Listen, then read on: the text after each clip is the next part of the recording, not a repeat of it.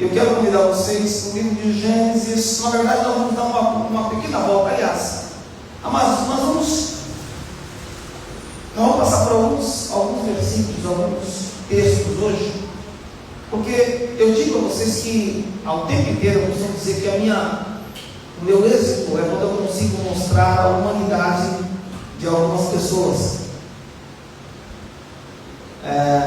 Eu oro para que a gente consiga acabar com os deuses, os semideuses, o super crente, o super santo. Eu ainda tenho a alegria de sentar e encontrar só seres humanos falhos, passíveis de erro. Sabe aquele que, Senhor, estou aqui de novo pedindo perdão. Mais uma vez, eu estou aqui, Senhor, eu preciso da tua graça. Mas existem os super crentes, as mulheres maravilhas, os homens, o super-homem, e eu, como minha função é tentar tirar isso, eu preciso sempre estar fiel àquilo que o Senhor coloca no meu coração. E hoje de manhãzinha eu estava escovando os dentes, e a Rita foi casando, a Rita, a irmã Liliane e a irmã Raimundes, e eu falei, estava escovando o dente, o Senhor deu uma palavra para mim compartilhar hoje à noite, pelo menos o assunto que era para compartilhar, para nós conversarmos juntos. E eu vou fazer a primeira leitura do livro de Gênesis, capítulo 4. Deus abençoe os irmãos que estão na internet aí conosco. Que o Senhor possa abençoá-los de forma poderosa.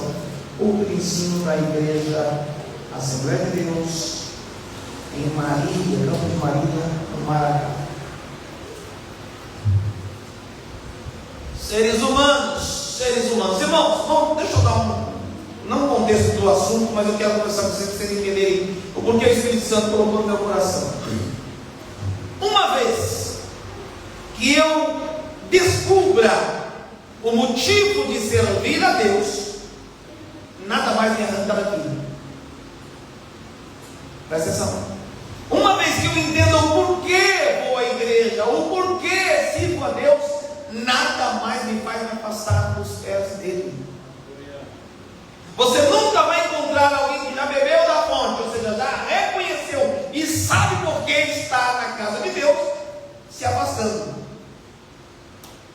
Você vai encontrar irmão que às vezes você fala assim, misericórdia, o pastor foi tão grosso com essa pessoa que não pisa mais aqui. No outro dia ele vem abrir a porta da igreja, porque ele entende que ele não está aqui por causa do pastor, ele entende que ele não está aqui por causa do obreiro, não, ele está aqui por causa da palavra, por causa do Senhor da palavra. E uma vez que você entende isto, você não se decepciona mais com homens, porque já é se esperar dos homens exatamente essas coisas, falhas, erros.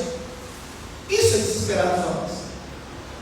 E a minha preocupação é que existe um evangelho de ópio, de embebedar pessoas e deixar as pessoas tão loucas pensando que evangelho é o que ele não é. Irmãos, se a gente olhar para o mundo gospel, para o mundo evangélico, você se decepciona em ver o que as pessoas estão entendendo por evangelho, o que as pessoas estão entendendo por cristianismo, por ser crente, o que as pessoas estão entendendo por ser abençoado ou não. Estão entendendo que uma pessoa que não tem falta de dinheiro é abençoada e a pessoa que passa provação é amaldiçoada. Estão entendendo que quem tem saúde está 100% com Deus e o que está doente é porque está em pecado, né? Lembra? Senhor, quem pecou? Esses são seus pais para que nascessem dessa forma. E eu preciso entender que evangelho não é o que os homens estão pensando. Eu preciso acreditar que quando eu vou me voltar para o meu Senhor, não tem qualquer coisa em mim que justifique, aleluia, o meu interesse por Ele. Não pode ter, não é porque Ele me deu uma casa, não pode ter. Isso precisa sair da mente dos crentes.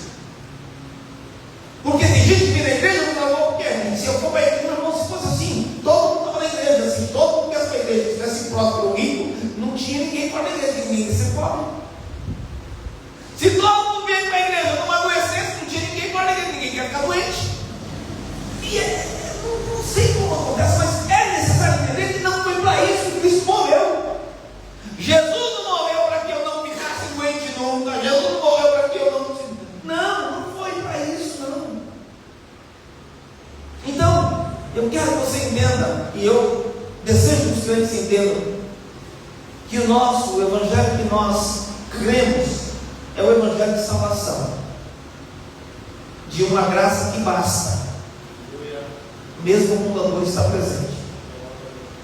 Porque o Senhor fez algumas promessas, e apesar do seu primeiro milagre ser uma festa, não era isso que ele divulgava. Não, ele disse assim: olha, eu vou estar com você na hora da tribulação, eu vou estar com você na hora da perseguição, é na hora da dificuldade, e é exatamente esse momento que a gente acha que Jesus não está com nós. Ô gente, eu estou muito português, que a gente acha que Jesus não está com nós. Eu vi da escola que é bonito. A nossa sensação é que uma vez que estamos sendo provados, é porque estamos em pecado ou porque Deus nos esqueceu. E não é isso. A primeira leitura, Gênesis capítulo 1, versículos de número 3 a 5, vai falar, no capítulo 1, versículo 1, vai falar sobre o nascimento daqueles filhos de Adão e Eva. E aí, vamos pensar comigo. E aconteceu ao cabo de dias que Caim trouxe no fruto da terra uma oferta ao Senhor. Vamos parar aqui, ó. Aqui nós estamos conversando sobre, pelo menos oficializado aqui, a primeira oferta levada ao Senhor nesse aspecto aqui. Porque a primeira oferta, na verdade, quem fez foi ele, não nós. Ok? Mas vamos falar de forma humana. Vamos fazer um culto. E aí vai dois crentes para o culto para levar uma oferta para o Senhor. Aí aconteceu, ao cabo de dias, que Caim trouxe no fruto da terra uma oferta ao Senhor. E Abel também trouxe dos primogênitos das suas ovelhas e da sua gordura. E atentou o Senhor para Abel e para a sua oferta, mas para Caim e para a sua oferta não atentou. E irou-se Caim fortemente, e descaiu-lhe o semblante. Há pouco tempo atrás eu trouxe um estudo sobre esse assunto aqui. Pouco tempo atrás eu trouxe um estudo sobre isso.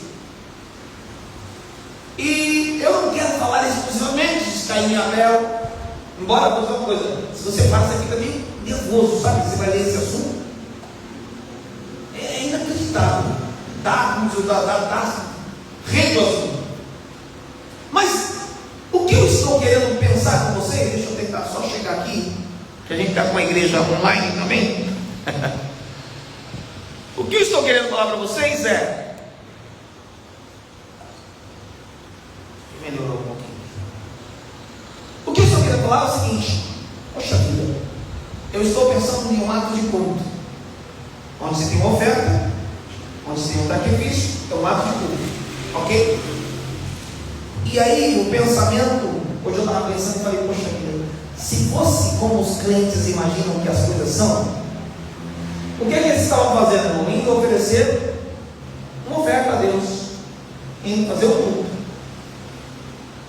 Vocês já repararam que a gente não aceita nenhum desaforo quando a gente está indo no culto? Presta atenção.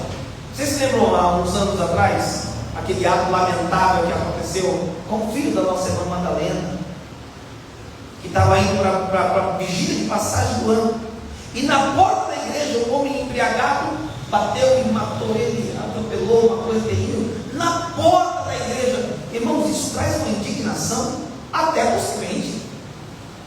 E inconscientemente o que o crente fala é: por que Deus não livrou? Estava indo adorar, estava indo cultuar, por que isso aconteceu? E aí eu começo a olhar para esse começo. Por que Caim matou Abel, irmãos? O que Abel tinha a ver com isso? O que Abel fez de errado? Qual foi o pecado de Abel? E eu quero que você entenda, eu coloquei em cima disso: nós somos seres humanos. Eu repito algumas vezes, a Bíblia diz que o que sucede ao ímpio, sucede também ao justo. Ou é assim, você é santo, é crente, é da hora, aí na tua casa tem sol, o vizinho tem chuva. Não. Aliás, a Bíblia diz que o Senhor dá, não é? Dizendo, o Senhor dá o sol para os bons e os maus. E ali é um ato de culto. Eu sei que humanamente nós falamos, Deus podia ter mudado a história, Deus podia ter impedido, Deus podia ter segurado aquele homem bêbado para não matar um servo dele que estava indo para a casa dele adorar. Deus poderia ter impedido e matado a Caim, que seja, para ele não cuidar, porque na nossa visão o adorador ninguém pode tocar. É assim que a gente canta e muitos acreditam. E eu quero dizer a vocês, querido, o compromisso de Deus não é para esta terra, não é para este tempo. Você precisa entender que a maior diferença que há, e outra vez, veja a diferença entre o céu e Deus e o céu, é exatamente a eternidade com Ele. Porque aqui, doença igual, fica desempregado igual, apanha igual, bate igual, também terra. Aqui é tudo igual. Eu preciso que você entenda isso, porque crente que não entende isso se desvia quando a prova chega. Eu vim para a igreja pensando que eu ia passar a luta. Não, exatamente, você veio para a igreja, mas não sabia para que estava vindo à igreja. Você não sabia, não sequer de que, como diz o Senhor, irmão, você não sabe nem de que espírito vocês são. Porque crente tinha a mesma visão dos discípulos. Rapaz, mexeu com nós, a gente ora, o Senhor manda fogo do céu, mata vocês tudo em queimado. Aí Deus olha e fala assim: vocês não sabem, ô profeta do amor, ô gente boa, ô do coração, vocês não sabem nem de que espírito sois. Vocês são do meu espírito ou do espírito de Elias? Quem é que manda cair fogo? Quem é que está queimando todo mundo? Sou eu? Entendi isso, amado.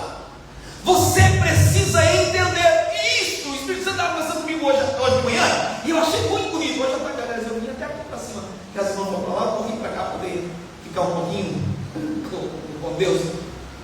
Sabe o que é bonito? Que quando você entende isso, você deixa de ser preguiçoso, você deixa de ser imprudente, porque a religião está tornando muita gente imprudente. Por estar numa igreja, ele acha que ele tem a proteção de Deus e deixa de se cuidar, e deixa de se proteger. Se ele acha que Deus protege e está tudo resolvido, ele deixa de ser prudente. Aí ele vai andar fora de hora, ele não vai ter cuidado quando para o carro, ele não vai ter, sabe?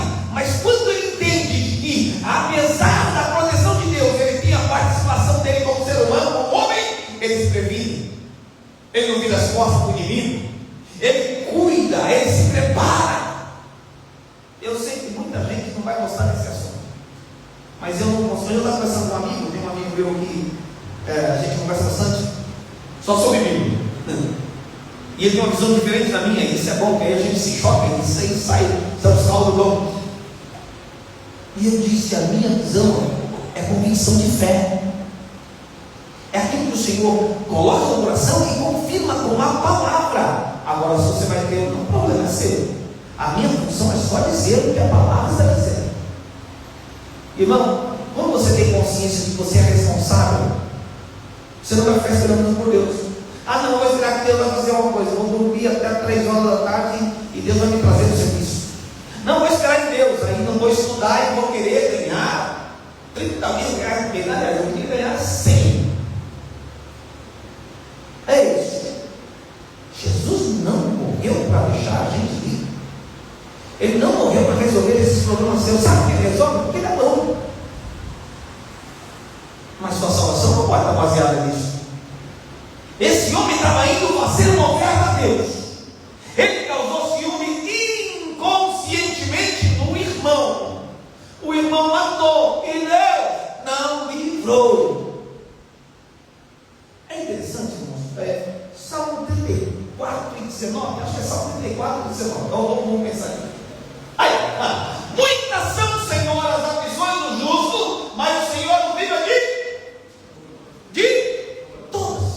Está dizendo aqui, ó. Muitas são, Senhor, a aflição do justo, mas o Senhor não livra de tudo, ok? Mas eu quero que você entenda algo aqui, ó. Porque senão Se você não entender isso aqui, você acha que crente nunca morre. Crente nunca parte da tua mão. Qual foi o crente que adoeceu que nós moramos com Deus por aí? O crente adoece de orar para Deus curar. Senhor, cura. Mas nós temos data de validade, temos prazo, a gente vence. Aí o texto está dizendo que são muitas aflições, e está garantindo que o Senhor livra de todas. Mas ó, eu quero que você entenda que quando o Senhor recolhe o crente, também está livrando ele. Mas para nós, morte não é livramento. Para nós, morte é perda, é problema, e a gente quer ir para cima de Deus. Entende isso? O Senhor livra, irmãos. Ele livra. E aí chega um momento e eu falo assim, ó, vou te livrar desse sofrimento, vem para cá e puxa. Vou te livrar dessa dor, vem para cá e traz. Mas nós, por não compreendermos, a gente imagina que deu errado, Deus não ouviu minha oração, querido. Salmo 23. Eu costumo dizer que nós não entendemos o Salmo 23 como ele é. Lembra que o Salmo 23 diz: o Senhor é o meu pastor, nada me faltará. Eu não estou nem falando do ser Deus, mas a gente lê assim, ó, o texto diz assim, ó, o Senhor é meu pastor, nada me faltará. Ok? Nada me faltará. Nós não conseguimos ler, e a mente nossa não lê isso do jeito que você está vendo escrito aqui. O que a tua mente lê, ainda que você não entenda, inconscientemente, a sua mente está dizendo assim, ó, o Senhor é meu pastor, nada de bom me faltará. O Senhor é meu pastor, nada de maravilhoso me faltará. Mas ela está dizendo assim, ó, nada faltará. Não vai faltar tribulação, não vai faltar livramento, não vai faltar angústia, mas não vai faltar alívio, bálsamo. Não vai faltar dor, mas não vai faltar refrigério, livramento. Todas as coisas você precisa entender que vai suceder com você, irmãos. Ninguém chega a Jerusalém eterna sem passar pelo Calvário. Você vai passar por dificuldade, eu passo, você vai passar, nós passamos. Mas eu preciso entender o que é o Evangelho. O Evangelho de Cristo é o Evangelho de Abacuque 3,17. Eu não quero saber, tem comida? Tem. Eu me alegro com o Senhor. Não tem, me alegro. Tem serviço? Tem. Oh glória, não tem. Oh glória. Todavia eu me alegrarei no Senhor. Por quê? Porque não é para isso que eu sirvo. Eu não sirvo para estar melhor que meus irmãos. Isso é até pecado. A minha visão é até uma visão pecadora, porque eu estou querendo de uma forma soberba ser melhor que meu vizinho, por causa da religião que eu tenho. Entende? Que aí entra o eu. Eu luto para ensinar as pessoas, irmãos, a aprender, no mínimo, a se nivelar. Porque o que tem de gente achando melhor que o mundo, porque é verso daquela denominação, verso daquela igreja, tem gente que não olha para a tua cara, saúda, vai para a igreja, abre a mesma Bíblia que você, mas acha melhor que você, e não te cumprimenta porque entende que você vai para o inferno, que você é uma criatura. Ele é filho, o resto é criatura. E aí, é como se a gente pegasse o véu no tempo que foi rasgado de alto a baixo e costurasse assim, ó, agora só os crentes da Assembleia de Deus que é salvo, agora só os crentes da congregação cristã do Brasil que é salvo, agora só o crente de Deus que é salvo. Para com isso! Cristo não cabe na tua caixinha, na tua religião. Cristo não cabe dentro da Assembleia de Deus. Deus é bom, congregação não cabe dentro de instituição humana. A igreja é imaculada, pura, santa, é organismo vivo, não tem nada a ver com a organização que o homem colocou o nome lá. Esquece isso. Eu quero que você aprenda e creia no Evangelho, que é um Evangelho puro, aleluia, santo, e que nivela os homens pela obediência ou desobediência, não pela placa que ele carrega, cheia de corrupção. Vem alguém falar para mim que não tem corrupção, cheia de erros e enganos. Vem falar para mim que não tem. Eu quero que você conheça o Senhor, conheça o Cristo que você diz servir, porque aí, irmãos, você pode estar sem roupa, que você vai ir lá servir Ele. Você pode estar descalço. Entra na África que você vai ver algumas crianças andando quilômetro a pé, colocando garrafa pet no pé para poder ir para a igreja e adorando com alegria. que é ao Senhor que eles estão indo servir. Não é assim. Aleluia. Aí, irmãos, deixa eu falar uma coisa com vocês. Voltando lá no texto, eu comecei a pensar e falei: por que Deus não segurou a mão desse Caim? Eu quero só que você lembre que Caim estava indo cultuar e foi morto. Caim não fez nada de errado e foi morto. Eu preciso que isso entre na sua mentalidade, para você entender que a prova que você tem, a aparente tribulação, a momentânea tribulação, não pode comparar com a glória. Eu penso que glória vai ser revelado, mas é para lá, é glória. Aleluia, é glória. Então, se a nossa teoria humana tivesse certo, Abel estava vivo até hoje. Porque Abel estava vindo adorar a Deus quando ele foi morto pelo seu irmão. E detalhe, Deus não o livrou. E eu quero que você entenda isso, porque eu comecei a ver alguns casos hoje. Não vou ter tempo de falar todos. Mas, por exemplo, Isaac, quando estava lá, na hora da quadrada do cutelo atravessar a barriga dele, na hora a voz bradou: Abraão, não faças tal. Agora eu sei que temos a Deus. Pois é, mas quando o cordeiro verdadeiro estava lá na cruz, voz nenhuma bradou. Aleluia.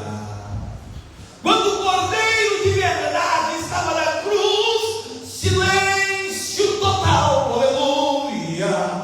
Você precisa entender que a tua mentalidade tem que ser a mentalidade daqueles jovens, Ananias, Misael e Azarias, quando eles estavam próximos a ser jogados na fornalha, que foram questionados e disseram: você nega esse Deus, tá, se prostre e tudo resolverá. E eles disseram: ô rei, a gente não precisa nem te responder quanto a isso, mas já que você está insistindo, deixa eu te explicar, rei. Nós não adoraremos a estátua, não prostraremos diante de vocês, da sua estátua. Quero que você saiba uma coisa: o Deus a quem nós servimos, ele pode, irmão, isso aí é opcional. Isso aí é uma possibilidade. Ele diz assim: ó, o Deus que você me vai livrar a gente. Para, gente, cuidado, você não sabe se a vontade de livrar você, depois você vai passar vergonha. Você tem fé suficiente para saber que ele já vai livrar? Se não, diga: Deus pode me livrar. Porque esses homens disseram assim: ó, o Deus a quem nós servimos, ele pode nos livrar, não só da fornalha, como da sua mão, ó rei. Por quê? Não deu certo a fornalha, pega a guilhotina. Se ele quiser, não funciona a guilhotina. Ah, não deu certo, manda o óleo ardente. Não funciona. Ele pode nos livrar da fornalha e de qualquer outro meio que você queira nos mandar. Mas se não fizer isso, ó rei, ele pode. E se ele não quiser, a gente está com ele junto e misturado. Não abra mão. Ninguém solta a mão de ninguém. Ele nos livrará da fornalha. Ele pode nos livrar da fornalha da tua mão. E se não, ó rei, fique sabendo que nós não vamos nos prostrar. Esta é a fé que o crente tem que ter. Porque é bonito cantar: se Deus quiser, ele é Deus. Se não fizer, ele é Deus. Se a porta abrir, ele é Deus. Mas se fechar, continua sendo Deus e você desviando. Ele fechou a porta e não abriu, e sai desvia, porque não sabe o que é ele. Não sabe o que é evangelho. Pessoas que querem evangelho para se dar bem. Ele é Deus. E aí aquele outro, vivemos num contexto onde tudo tem que dar certo. Ou Deus faz ou Deus faz. Então eu quero que você se lembre, irmão, que mesmo fazendo certo, Caim perdeu a vida. Livro de 1 Reis, capítulo de número 2, vamos ver se a gente consegue pegar pelo menos umas duas referências. Aldo está nos assistindo aí, Aldo, conseguindo sua falta aqui, viu? Mas está trabalhando até tarde esse pessoal, Deus abençoe. 1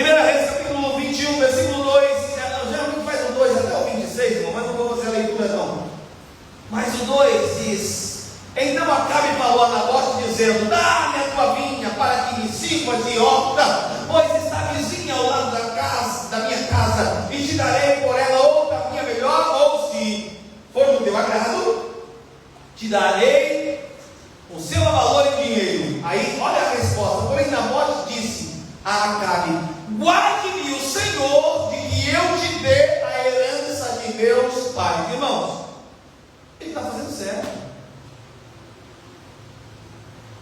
O Senhor, Deus, ele está dizendo assim: ó, Deus me livre de vender para você a herança dos meus pais, porque isso era um conserto familiar. A palavra era feito com a permissão e a bênção de Deus. E aí, irmão, aquela mulher Jezebel,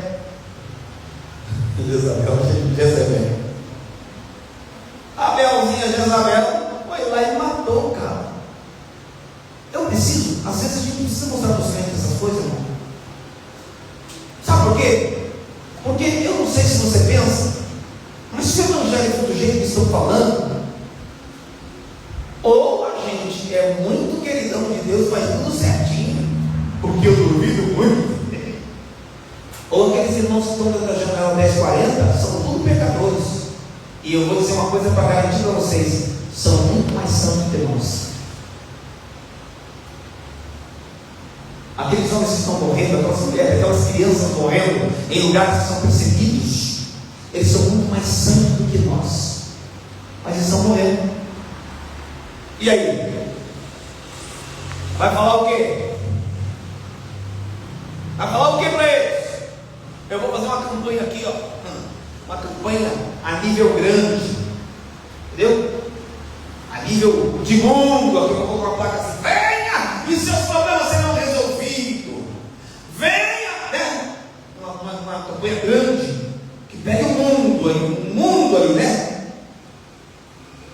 Campanha em nível mundial, assim: venha que acabou seus problemas.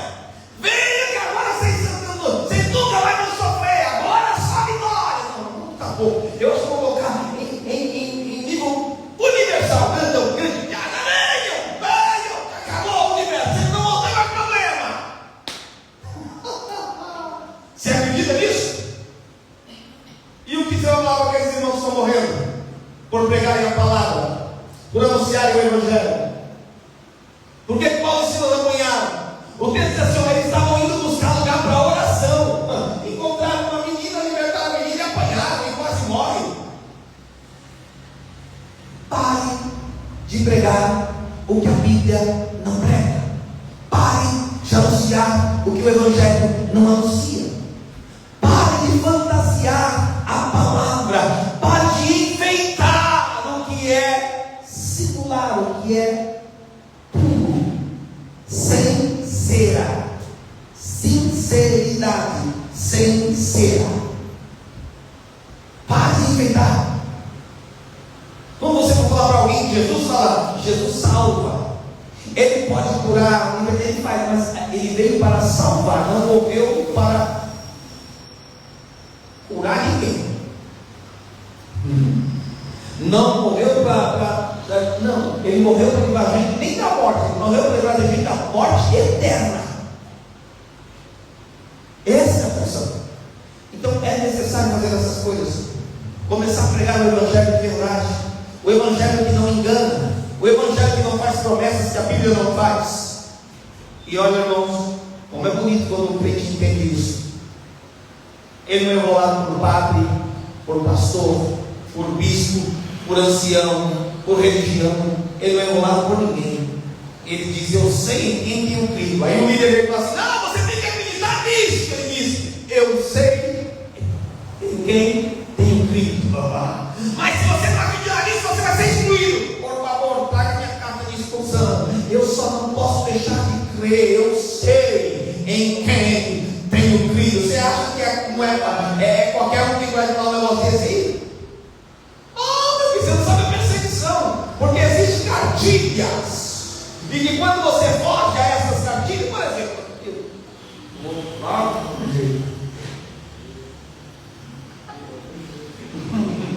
calma aí.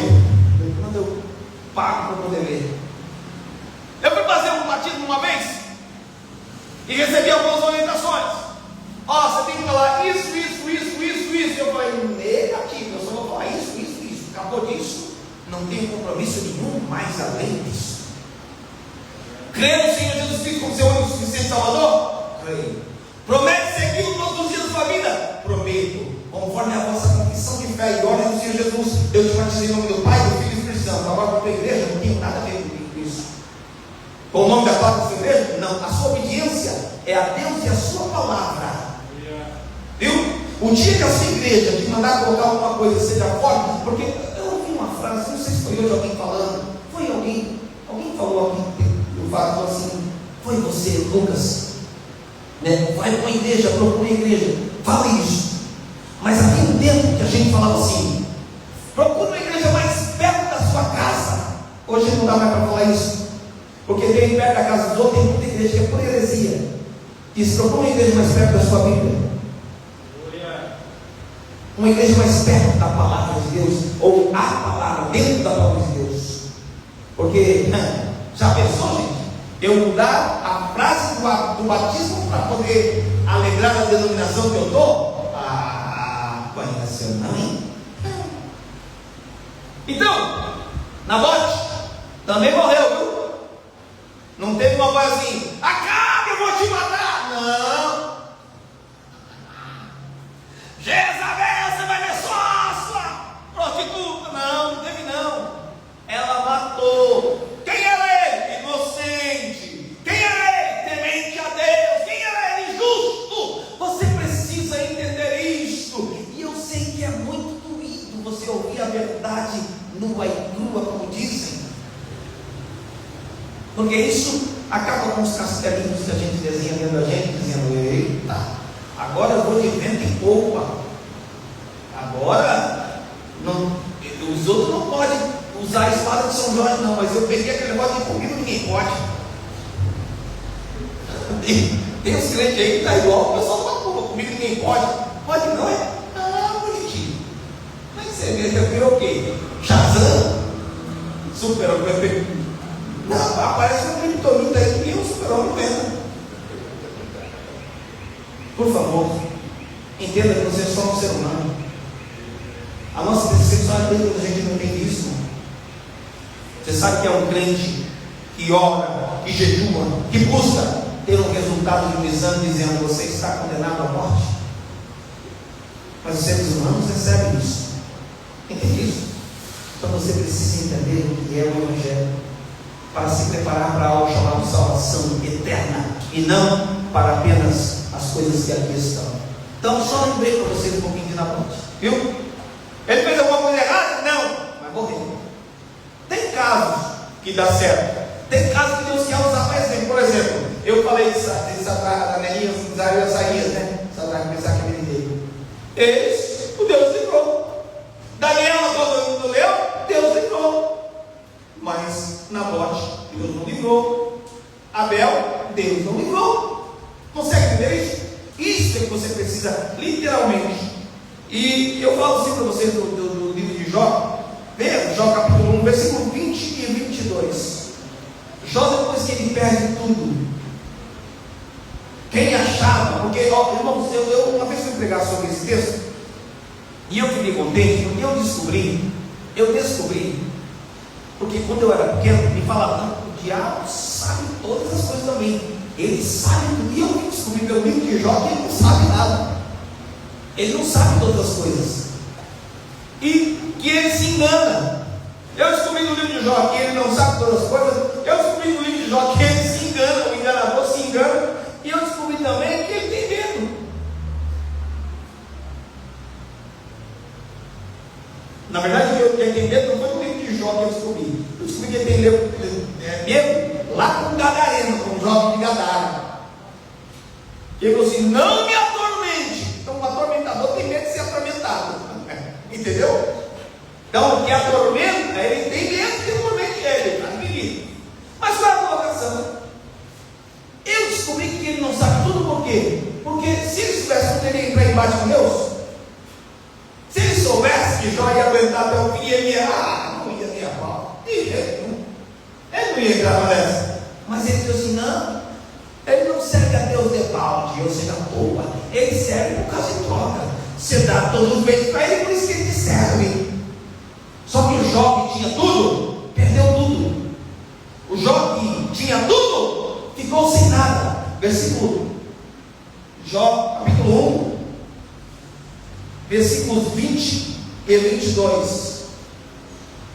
Então Jó se levantou, rasgou o seu manto, raspou sua cabeça, se lançou em terra e adorou, e disse: no saí do ventre da minha mãe, e não tornarei para lá.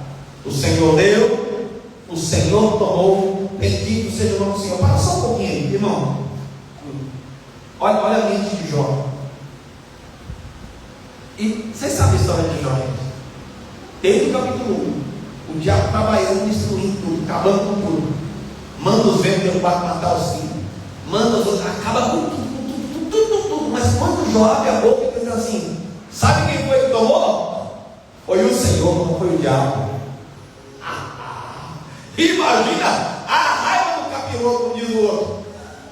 Imagina a raiva do adversário que está dizendo: agora ele vai falar um monte, ele vai me xingar, eu estou acostumado. Ele diz assim: não, quem deu foi quem tirou. Se ele levou, foi permissão. Então quem tirou foi Deus. Se Deus não quisesse, não tirava. Já pensou, irmãos? Às vezes não é nem o diabo, não está falando que é o diabo que fez. Jó, que biblicamente foi o adversário que fez. Jó disse: eu não vou dar honra para ele, porque quando você fala do feito de alguém, você está dando honra para essa pessoa.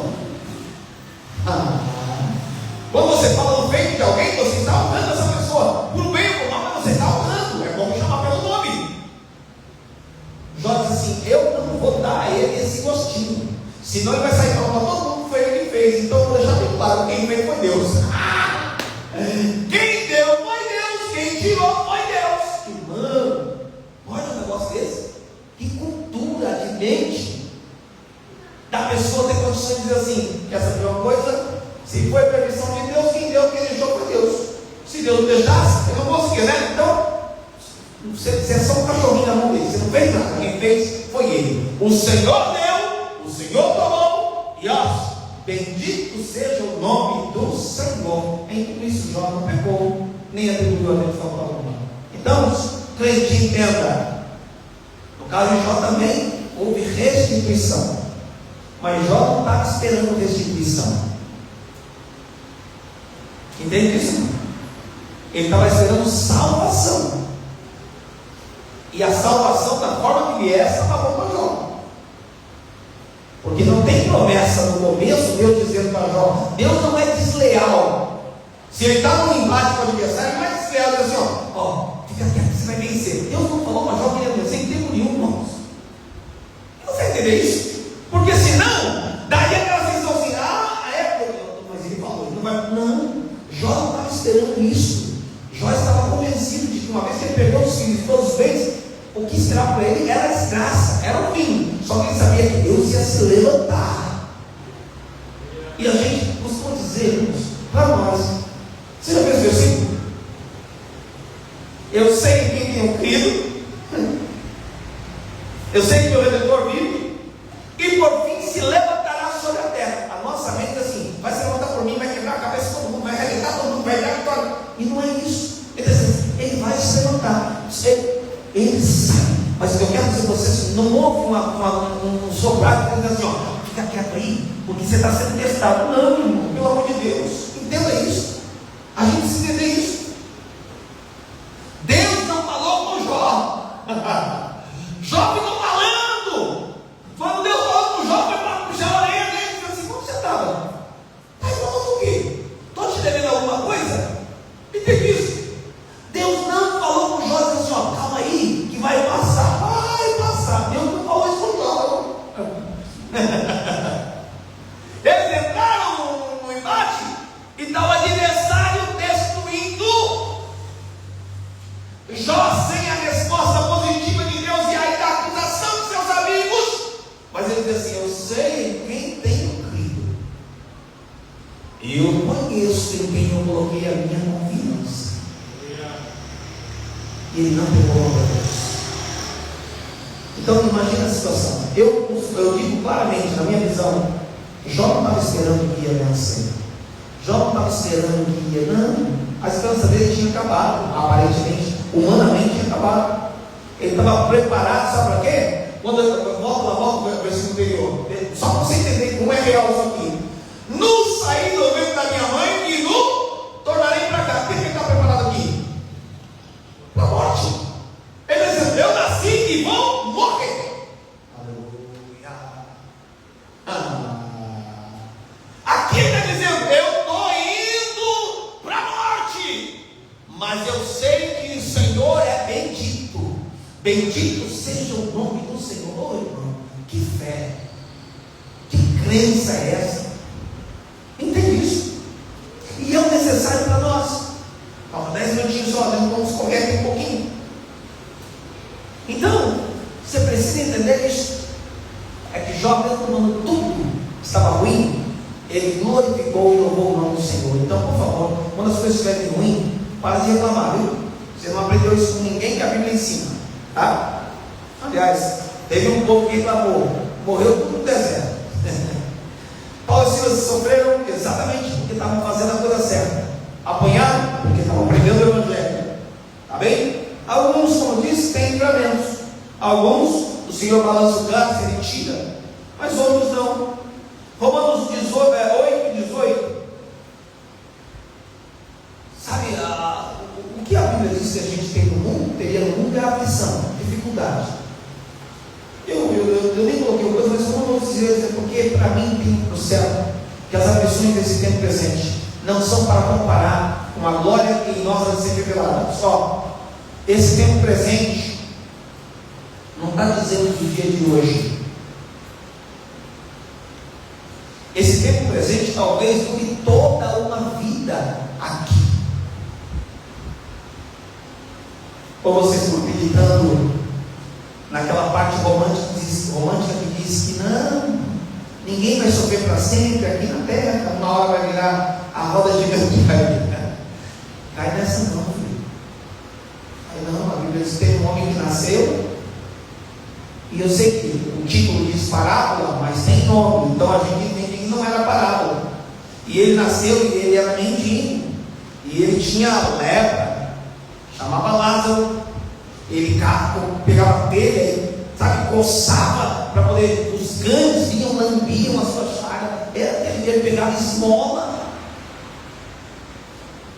E a Bíblia diz assim, ó, aí depois o Senhor virou a situação dele, aí ele morreu, aí que foi bom. Não, ele morreu nessa situação, ao ponto de quando o rico vai questionar, a resposta de Abraão é, você sempre teve seus bens, a vida sua foi inteira regalada de bens.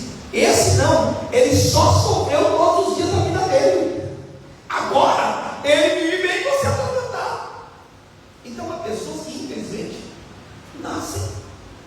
E gente, agora, vocês da internet, vocês estão ouvindo aí. Agora eu lembrei do Timael. Nasce no seu filho. Eu estou ouvindo. Não é meio amigo, não, viu? Ok, hora eu apanho.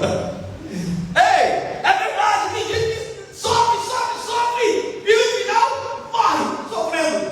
Então não faça promessa de que as coisas vão mudar quando Deus não falar. Também só a gente mais antigo sabe. Por isso que o pessoal conversa. Ô gente, para alguém que não resolve não ser religioso pregar é difícil, sabia? Porque eu, por exemplo, não tenho compromisso com um monte de coisa. Não tenho compromisso. Eu tenho compromisso com a fidelidade da palavra e aquilo que o Senhor no meu coração. Aí eu tenho algo que vai ser uma forma didática para poder ficar mais gravado no coração. Não vou falar porque. Não fala porque. Acorda para conseguir, ó. Viu? Entende isso? Ele está dizendo, eu estou certo que essas aflições desse tempo presente não são para comparar com a glória que em nós há de ser revelada. Salmo 34, 19, nós lemos, muitas são as aflições do justo, mas Deus nos livra de todas. E eu lembrei vocês que, inclusive, quando o Senhor nos retira muitas vezes, é livramento. Não é o que o texto diz assim? como guardaste a palavra da minha paciência, também eu te guardarei, Apocalipse 6, da hora da tentação que há de vir sobre todo mundo para tentar os que habitam na terra. Isso aí é livramento, porque na nossa visão humana é assim, ó, como guardaste a palavra da minha paciência, também eu vou te deixar vencer tudo, ninguém vai vencer, você vai viver o resto da vida aí, e vai vir, não, ele está dizendo, eu vou te guardar, porque eu vou te puxar para mim, eu vou te trazer, eu vou te tirar. 2 Coríntios, capítulo 12, versículo 9, vamos terminar.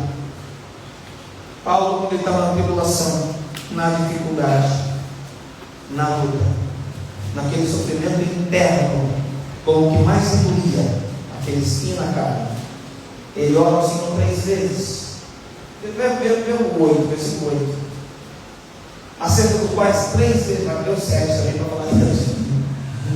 Para que não me exaltasse pela excelência das revelações. Paulo tinha tanta coisa, Deus mostrava tanta coisa para ele, revelava tanta coisa. É só ver o tanto de coisa que ele escreveu, tanto de livro, de cartas que ele escreve, de epístola que ele escreve no Novo Testamento.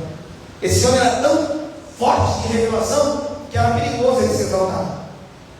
Então existia um termômetro, um medidor para ele, e ele coloca claro aqui: para que não me exaltasse pela excelência das revelações, foi-me dado um espinho na carne, a saber, o mensageiro de Satanás, para me esbofetear, a fim de não me exaltar. Irmãos, isso aqui está explicando muita coisa que a gente às vezes está tentando.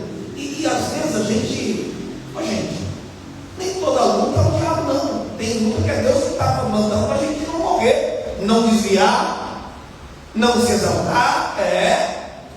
Ele diz assim, ó, para não me exaltar, porque senão eu ia ser orgulhoso, eu ia ser soberbo. Para que isso acontecesse, Deus mandou um espinho na carne e fica me batendo, me esbofeteia. E é o mensageiro de Satanás, para mim não me exaltar, a fim de não me exaltar. Versículo 8.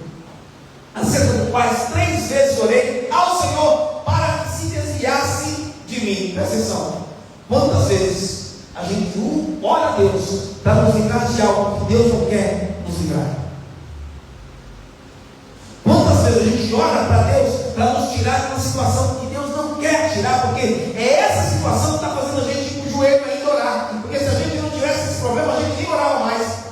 Tem crente que está tão bem, irmão, que não ora mais, não consagra mais, não lê Bíblia mais, não nem se ouve louvor mais. Você entra na casa do crente, o crente está ouvindo, assistindo qualquer coisa mesmo, não tem nem cheiro de Cristo mais, não precisa. E às vezes ele permite lá no mensageiro de Satanás, sabe, um espinho na carne, um negócio que você chora, meu Deus, estou chorando, mas está chorando no pé de quem?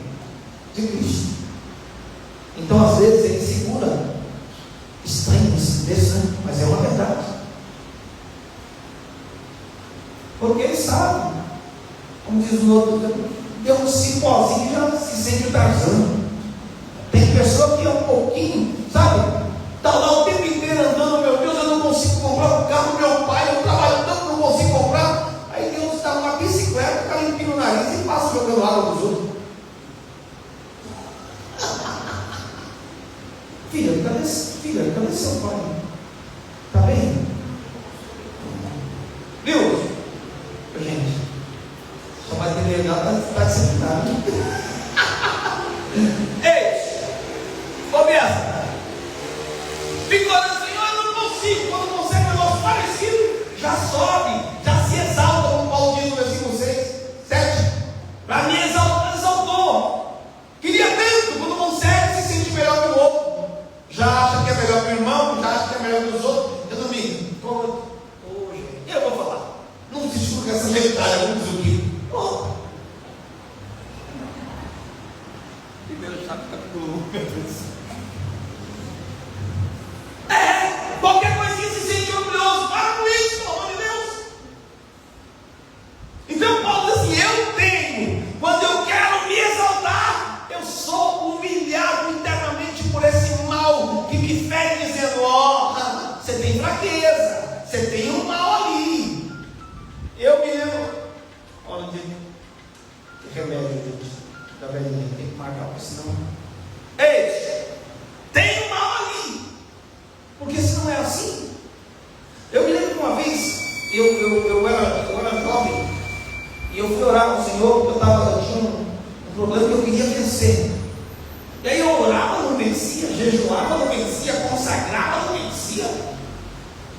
Estava sempre dependendo da graça de Deus, misericórdia, tinha que estar de joelho o tempo inteiro falando com ele, Deus, misericórdia e tal. Eu não quero errar, eu não quero pecar. E um dia eu fiz uma oração e disse: Senhor, me ajuda, Senhor, fala o que eu preciso fazer. Eu faço o que eu preciso, mas eu não quero sofrer mais nessa hora. Eu quero ser bom. Quando é que o Senhor vai me livrar? O Senhor respondeu para mim: nunca. Eu disse: tá bom, Senhor, eu não estou santificando ainda, nossa, não estou. Nunca. Todo dia quando você acordar, você vai ter que depender de mim para não pecar, porque no dia que você achar que é suficiente, você cai. No dia que você achar que é por suas condições, por sua causa, por seu mérito, você peca, você perece. Então todo dia eu tenho que lembrar que se eu estou de pé, é por pura graça, favor merecido.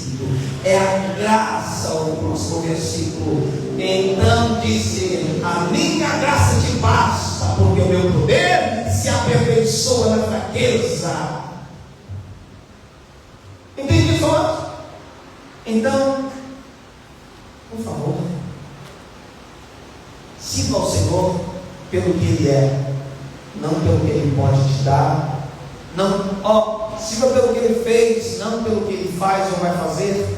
Viu? Agradeça pelo que Ele faz, agradeça pelo que Ele vai fazer, mas sirva pelo sacrifício da cruz do Calvário, porque este foi o presente, esse foi o prêmio, esta é a sua firmeza para toda a sua vida. Quando você entender que serve a Deus e não a homens, quando você entender que vem para a casa de Deus para servi-lo, para buscá-lo, isso vai mudar toda a sua história. E aí você não vai se decepcionar. O pastor desanimado caiu. O problema do pastor é ele ou eu? Ele que seguir morar para dentro da graça dele para se levantar. Mas eu que desviar porque o pastor caiu? Eu estou servindo o pastor ou a Deus? Teve um escândalo, deixa os escândalos para lá, mas isso que é isso que aconteça. Eu sei por que é. Mas foi você que causou? Se foi, cuidado, vai pelo Criador, pede perdão, se humilha. Mas se não foi, deixa para lá. Deixa os mortos enterrar os seus mortos. Ele está dizendo: vem e siga-me. Viu?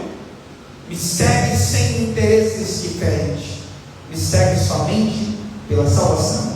E as demais coisas? Aí eu te acrescento. Sou eu. Ele diz assim: sou eu. Sou eu. Eu sei cuidar bem daqueles que estão comigo. Eu sei dar comida para quem está me ouvindo. Aleluia. Sabe por que ele alimenta a multidão? Porque ele gosta, ele tem dó, ele cuida. Mas a multidão está lá por causa da palavra. Amém? Encurva a cabeça. Pai, muito obrigado pela tua palavra. Obrigado pelo ensino da mesa. Ajude-nos a servir, ajude-nos a servir ao Senhor em espírito e em verdade, Pai.